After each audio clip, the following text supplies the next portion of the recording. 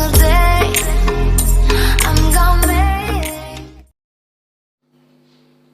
Let us now see use of variable in the common rule. Common rule मतलब हमने जो अब तक सीखा है, जैसे ज्योमेट्री में हमने सीखा perimeter of rectangle, perimeter of triangle, perimeter of square, इन सब के फॉर्मूलाज हमने सीखे हुए हैं. So what is the perimeter of square? The addition of, और you can say the sum of all sides of square. Okay, तो there are 4 sides. So what we will write here, if that this is the square, हम क्या लिखेंगे? A B C D, sum of all this. So A और B का जो length है वो L है, B C का क्या है? L है. ये L क्यों है? क्योंकि सब सिमिलर ही होंगे क्योंकि स्क्वायर है. तो DC का L है, A और D का भी L है, तो there are 4L. So what we will right?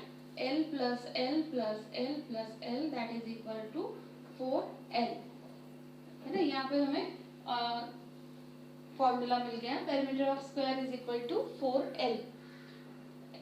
से in this way we can also write the perimeter of equilateral triangle. Equilateral triangle में क्या है? All sides are same, equal है, तो उसका फॉर्मूला क्या आएगा?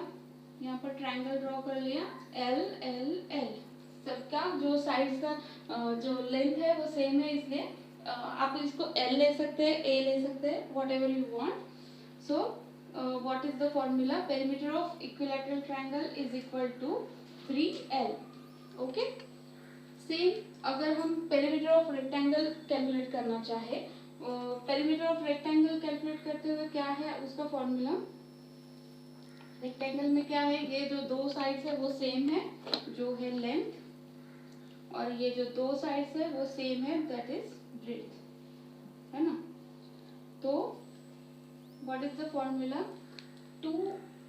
अभी हम यहाँ इसको A B C D ऐसे अगर हम मान ले तो कैसा आएगा formula? A B plus D C, तो क्या हो जाएगा? 2L हो जाएंगे ये, and B C plus A D, that is there 2B. So what will be the formula? 2L plus 2B. So till this we have learned that in the rule of geometry we are using variable here, है ना. यहाँ पर 4L, तो L क्या हो गया? Variable. यहाँ पर L and B, these are the variable. मतलब अगर आप यहाँ पर अगर कोई भी वैल्यू डालते हैं 4 इंटू, अगर उस स्क्वायर की अगर एक लेंथ अगर आपको पता चल जाए, एक साइड की लेंथ, तो 4 इंटू 10, अगर उसकी लेंथ अगर 10 है, तो what we will get? Perimeter of square is equal to 4 into 10, that is equal to 40. इस तरीके से हम कैलकुलेट कर सकते हैं. तो यहाँ पर हमें use of variable in common rules मतलब जियोमेट्री में कर लिया. अब सेकंड क्या है? Rule of arithmetic. अरिथमेटिक में क्या क्या रूल्स है जो हमने सीखे हुए अब तक, उसके साथ भी हम वेरिएबल्स कैसे यूज करते हैं वो हम सीखेंगे, राइट.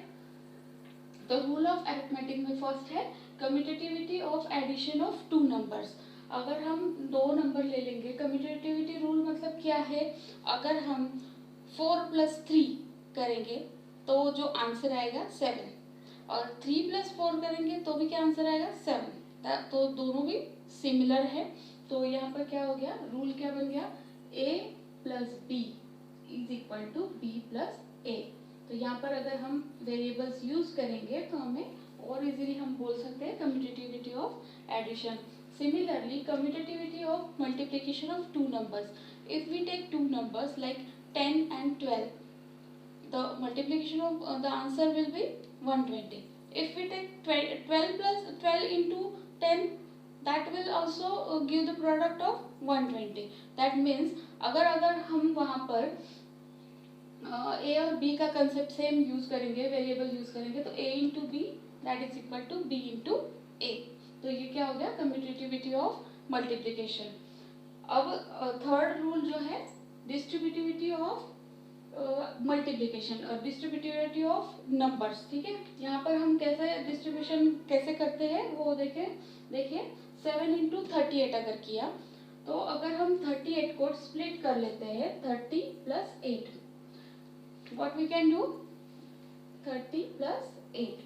तो अभी क्या करना है हमें, ब्रैकेट सॉल्व करने के लिए हम क्या करेंगे 7 इंटू 30 प्लस 7 इंटू 8। तो यहाँ से यहाँ पर जो आंसर आएगा 210 plus 56 and the answer will be, ये है आंसर।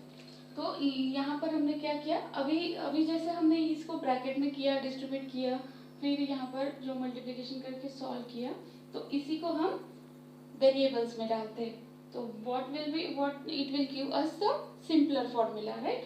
तो a into B plus C, like this, a into B plus C, what it will give us a into B plus का साइन आ जाएगा प्लस a into c.